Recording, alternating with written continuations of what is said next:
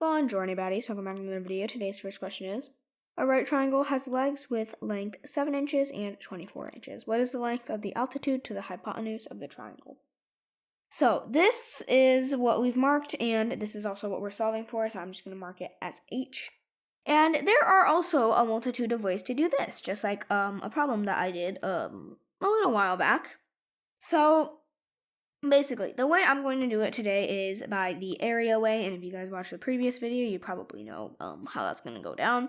But basically, since this side like triangle, like when it's tilted on this side, it's with this as the height and this as the base, it's 24 times 7 divided by 2, which is the formula for the area. So 24 times 7 divided by 2, which is the area of this side. However, no matter how you tilt this triangle, the area is still going to be the same. Therefore, if we find a side of the triangle that we can tilt it on, where one side that we can solve for is the base, and the thing that we're trying to solve for is, well, h, is the height, then wouldn't that make our job a bit easier? And that is 100% possible, because with the Pythagorean theorem, we can find out what this side is. And this side, if we tilt it like so, you can see that this is basically the height. And that means that Pythagorean theorem time. So basically, since it's 7 inches and 24 inches, we just need let me just write this out first. So h, which is our quote-unquote height here, h multiplied by, with the Pythagorean theorem, 24 squared plus 7 squared. And if you guys know your Pythagorean triples, you'll know that this is equivalent to 25, because 24, 7, 25. That is a trio. And if we solve for this, we'll get 84 is equivalent to h times 25 over 2. And if we multiply by 2 on both sides, so 168 is equivalent to 25h. Therefore, the length of our h here is equivalent to 168 over 25. Which is actually rather random, but it's the answer to the problem, so it's okay. Problem number 2, find the area of the quadrilateral below. And as you guys can see, this is an irregular quadrilateral, therefore there is no way to, well, there technically is, but we don't have the proper sides to actually do it.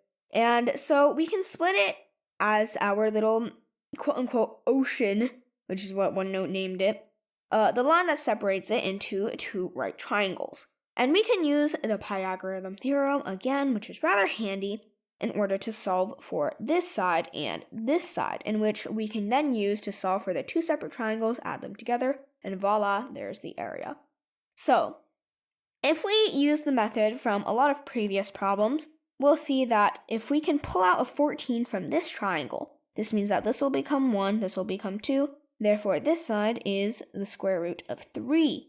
And since we pulled out a 14, this means that it is 14 square root of 3 by multiplying the 14 back into our number. And it's the same idea with this side as this 28 and 26. And we can, in this, it's not nearly as obvious. This is a 13, this is a 14. So this is basically equivalent to 196 minus 169. So 196 minus 169, or the square of 14 minus the square of 13. That is not 169.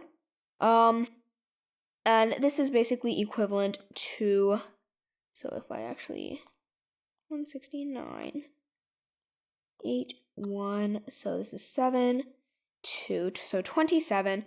And we need the square root of 27 here, so that's the square root of 27, aka, which is also equivalent to 3.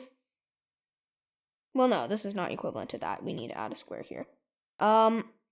But this is equivalent to 3, square root of 3. And now we need to add back on the 2 that we took off. Therefore, this is now 6 and square root of 3. So 6 square root of 3. And I'm going to get rid of these lines so we don't mistake them. But this is equivalent to 6 square root of 3. So then we multiply that onto our 26. We're now finding the areas. Or we could do 6 multiplied by 13 first. So 13 multiplied by 6, which is then equivalent to 3 multiplied by 13 is 39, so times 2, which is equivalent to 78. And so this side is equivalent to 78 square root of 3. And that is just this right triangle, of course, so we still need the other one. And the other one, since this is 14 square root of 3 multiplied by 14, or 14 square root of 3 multiplied by 7, because we need to divide by 2. Wow, so smart.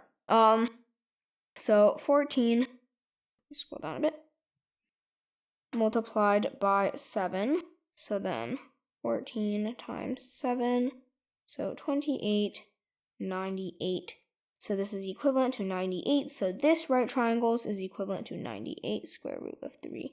I'm going to erase this a little bit so you guys can see it a bit better. And now we just need to add up our 2 bits. And since it is coincidentally, they both, quote-unquote, coincidentally, by the way, they both are 98 square roots of 3 and 78 square root of 3. We can add them without any trouble.